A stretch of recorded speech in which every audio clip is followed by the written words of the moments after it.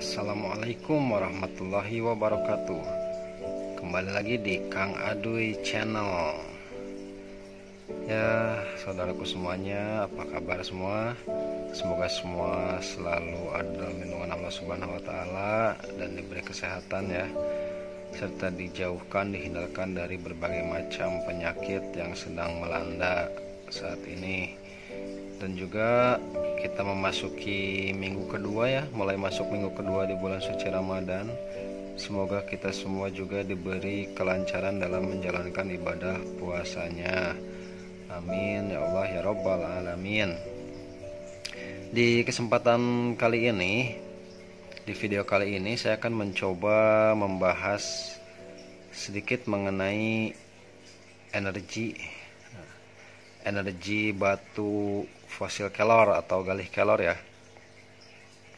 Energi batu fosil kelor atau galih kelor. Nah, kenapa saya tertarik untuk membahas ini? Karena banyak sekali pertanyaan yang masuk nih.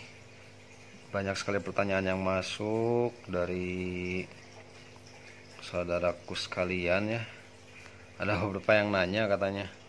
Gini salah satunya, Kang, hari eta batu kelorna tos aktif can cenah ya. Atau dalam bahasa Indonesia, Kang itu batu fosil kelornya udah aktif belum katanya gitu kan. Ini banyak sekali pertanyaan-pertanyaan seperti ini ya. Kadang saya nggak ngerti juga maksudnya aktifnya aktif apa gitu. Jika kartu perdana wae diaktifkan ya. Kayak kartu perdana aja harus ada aktivasinya ya. Udah aktif belum? Terus energinya kuat nggak? Energinya gimana nih Kang di batu fosil kelor? Konon katanya fosil kelor itu bla bla bla bla bla lah ya gitu ya. Nah, sedikit saya akan bahas ini pengetahuan saya saja ya mengenai energi batu fosil galih kelor ya. Tidak dipungkiri bahwa di Indonesia ini pemahaman tentang energi itu selalu dikaitkan dengan hal-hal yang berbau mistis ya atau gaib ya.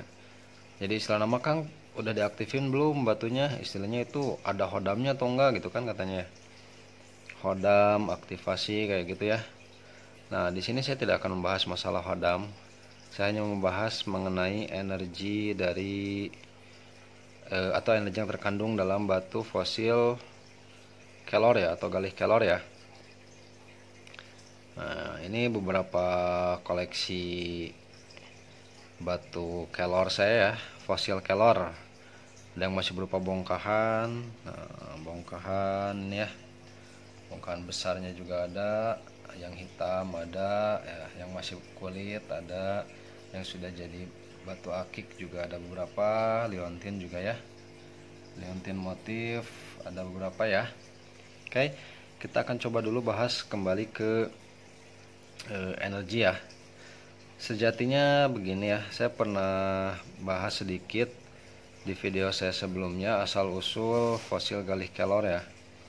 Batu fosil galih kelor ini atau batu fosil kelor ini adalah batu yang berasal dari kayu yang telah menjadi fosil atau membatu ya, atau istilah bahasa Inggris nama petrified wood cina gitu ya. Petrified wood ya.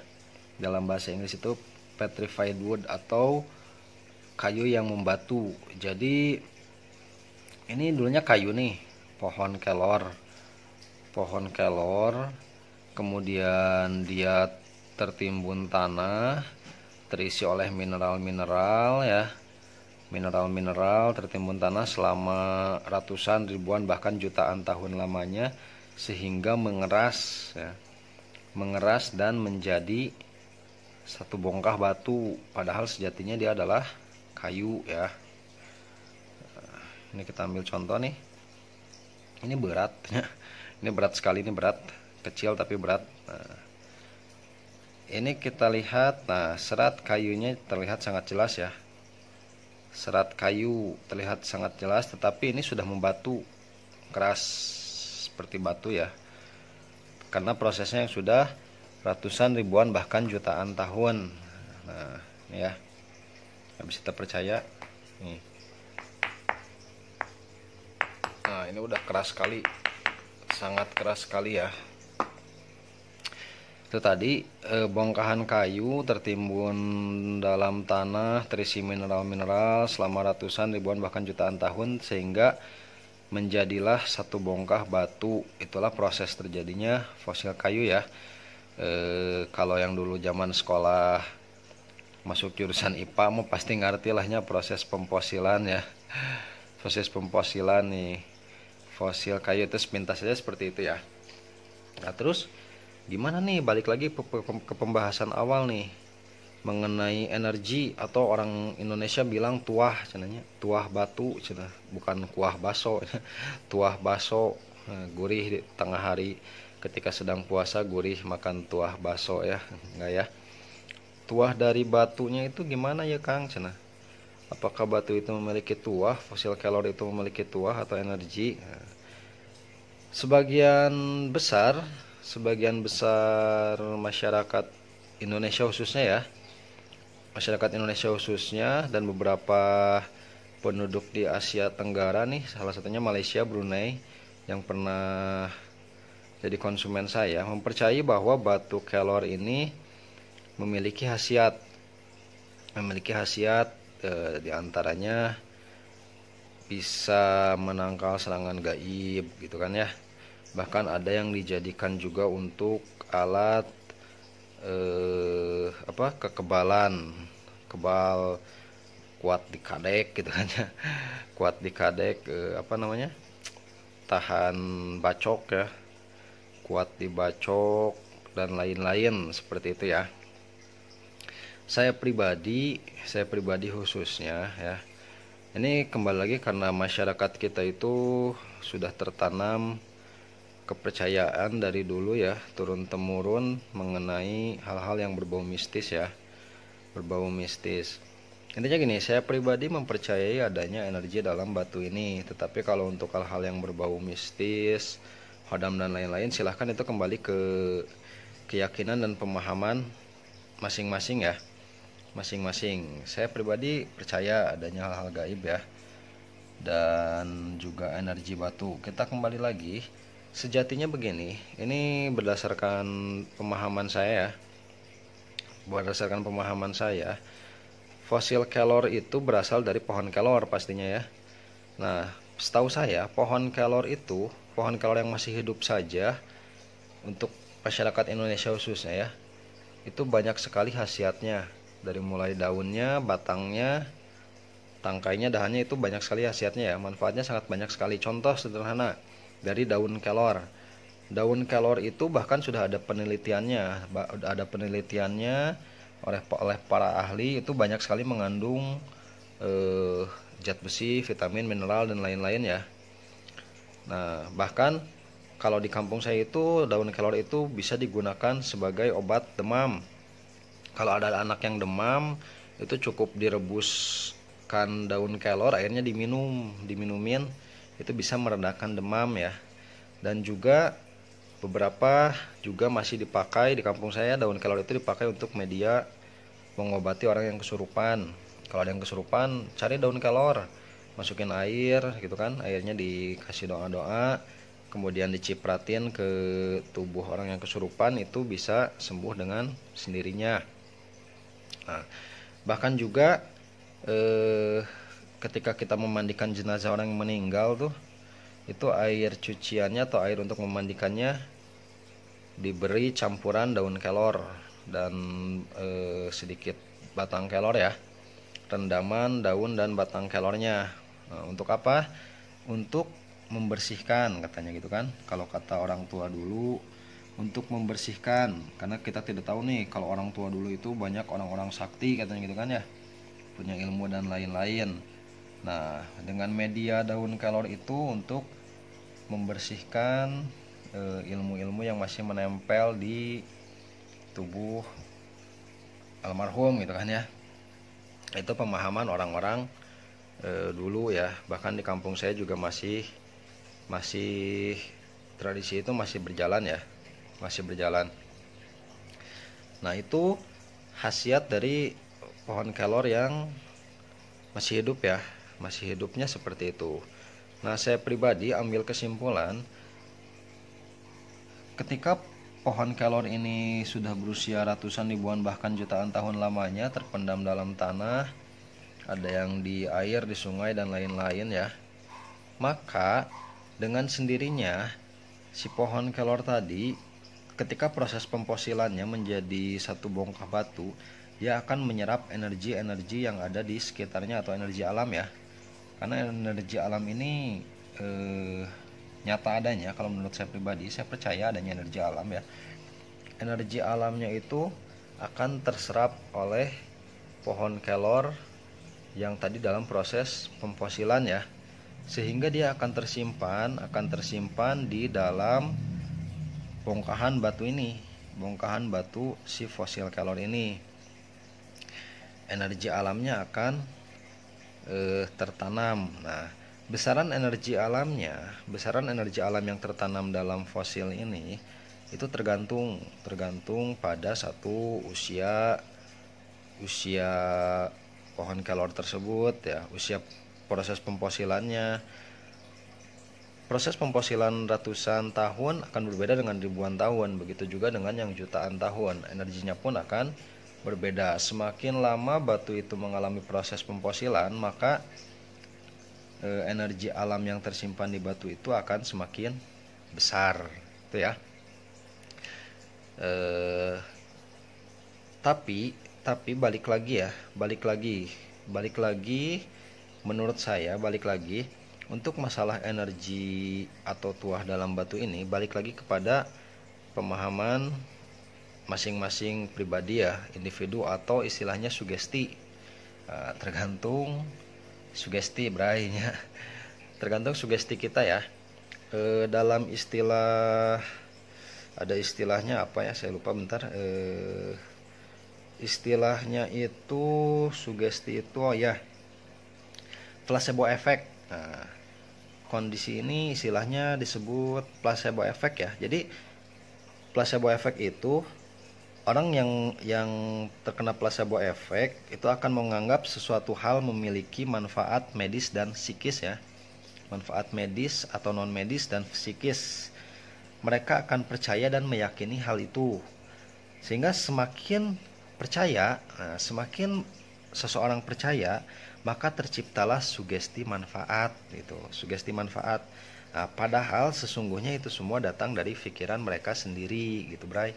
Nah, contohnya gini ya. Ketika kita berobat ke dokter, dokter akan memberikan obat nih ya. Misalkan ada 2 pasien dengan penyakit yang sama, berobat ke satu dokter. Dokternya dokter terkenal, sudah punya nama gitu kan ya. 2 pasien yang berbeda berobat ke satu dokter. Nah, satu pasien oleh dokter tersebut diberi obat A dan satu pasien diberi obat B dengan keluhan penyakit yang sama ya. Nah, selang beberapa waktu kemudian ketika mereka kontrol kembali, ditanya, itu biasanya akan memberikan jawaban yang sama mengenai efek obatnya ya. Penyakit saya semakin berkurang dan lain-lain lah, bla bla bla. Nah, sebetulnya itu adalah dari sugesti.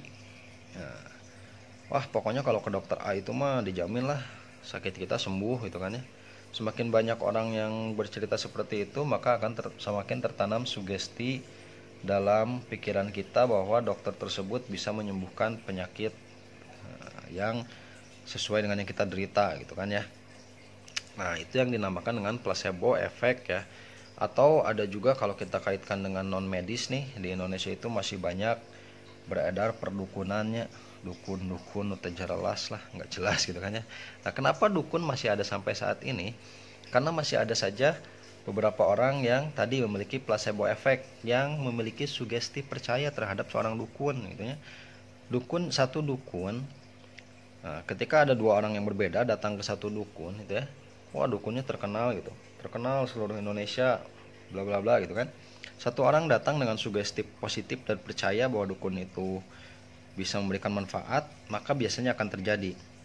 Tapi ketika orang datang dengan sugesti yang tidak percaya bahwa dukun itu bisa memberikan efek manfaat, maka itu tidak akan pernah nempel pada dirinya, tidak akan pernah terjadi pada dirinya. Sama seperti halnya dengan hipnotis.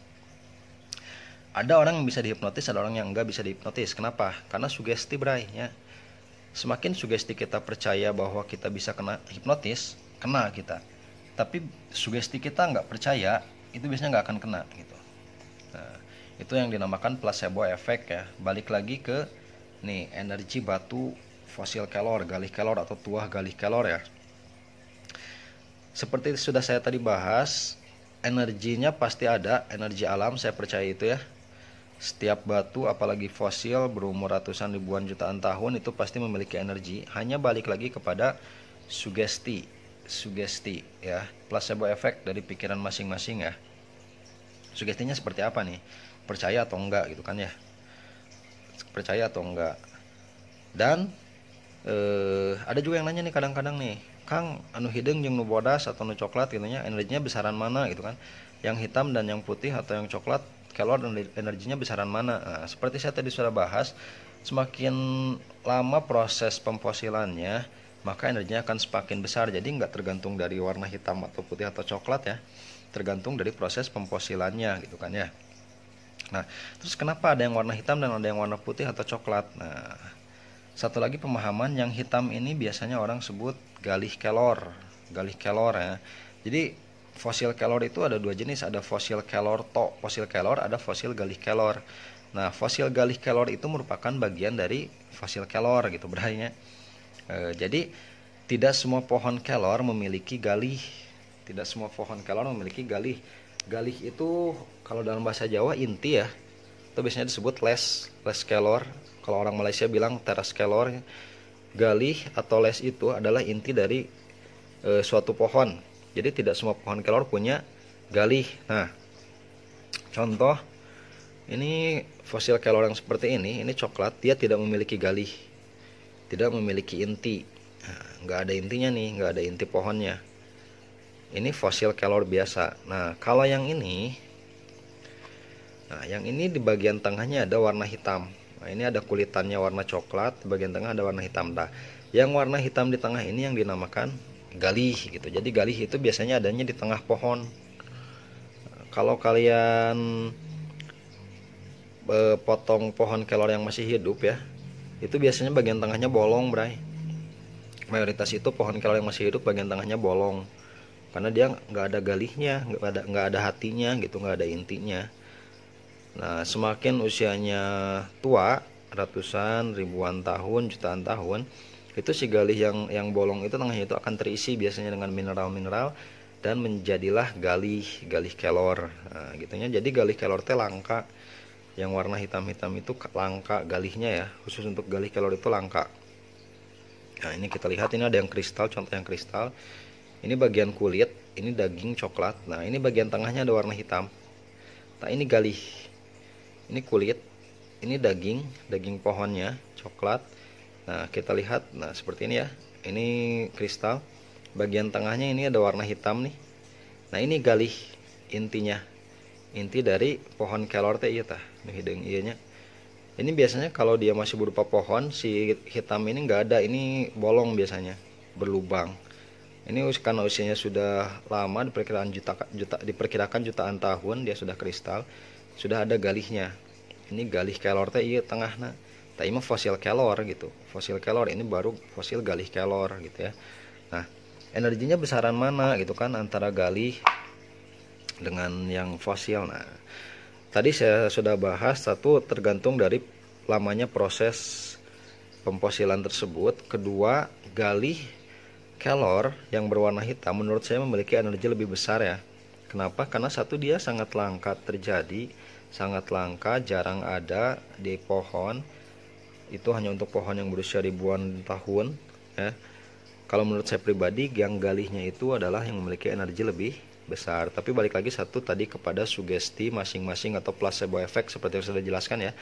Dan kedua, kembali kepada hakikatnya dari Allah Subhanahu wa taala ya. Jangan sampai kita menjadikan, saya senang batu fosil kelor, senang batu galih kelor karena ada hodamnya, karena ada efek bla bla bla gitu ya. Dikhawatirkan nanti malah akan menjadi musyrik ya.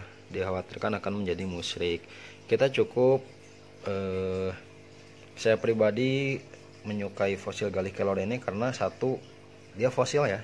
Dari prosesnya saja sudah ratusan, ribuan, bahkan jutaan tahun dari tadinya pohon yang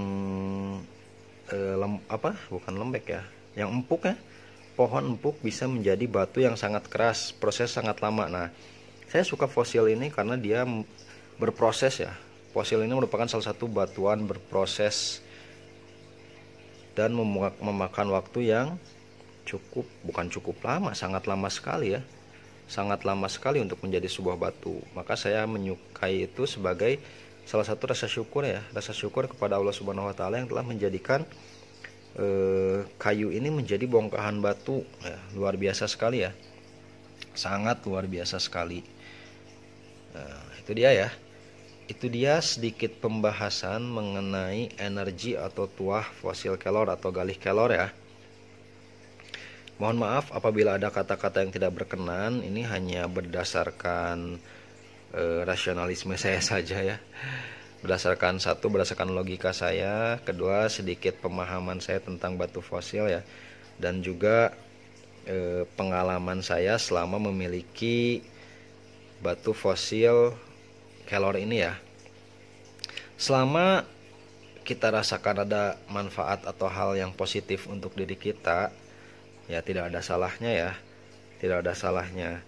Tetapi balik lagi, jangan jadikan batu ini semakin menyekutukan kita terhadap Allah ya, yang dikhawatirkan nantinya menjadi musyrik ya. Jika kita memang merasakan khasiat yang positif, kembali lagi hakikatnya itu adalah dari Allah Subhanahu wa taala. Ketika Allah berkehendak maka akan terjadi, tetapi ketika Allah tidak berkehendak maka tidak akan terjadi ya. Jangan jadikan batu ini sarana kita untuk menyekutukan Allah atau musyrik ya. Cukup jadikan batu ini sarana kita untuk semakin bersyukur kepada Allah Subhanahu wa taala, bahwa sesuatu yang tadinya kayu ya, sesuatu yang tadinya tidak mungkin menurut manusia, menurut Allah akan menjadi sangat mungkin sekali.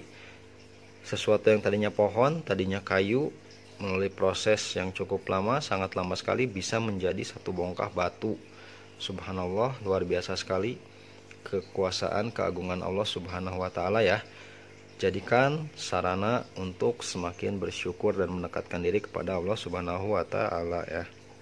Sekali lagi, mohon maaf apabila ada kata-kata yang tidak berkenan. Mohon maaf apabila ada kata-kata yang tidak berkenan.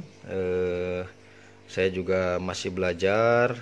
Saya masih belajar tentang batu fosil kelor ini ya. Kita sama-sama belajar, sama-sama mensyukuri ya. Intinya tasyakur binikmat ya.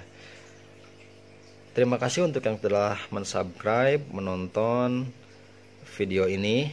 Semoga memberikan manfaat ya. Jika dirasa tidak bermanfaat, tidak usah ditonton, diabaikan saja. Jika merasakan ada manfaatnya, silahkan di like, comment, and share juga ya, agar channel saya bisa semakin berkembang ke depannya. Yang belum subscribe heula tuh dulurnya, udah gratis lah subscribe-nya, subscribe heula nya. Hanupis hatur nuhun pisan, hapunten samudaya kalepatan, mohon maaf apabila ada salah-salah kata. Terima kasih banyak. Akhir kata saya ucapkan assalamualaikum warahmatullahi wabarakatuh.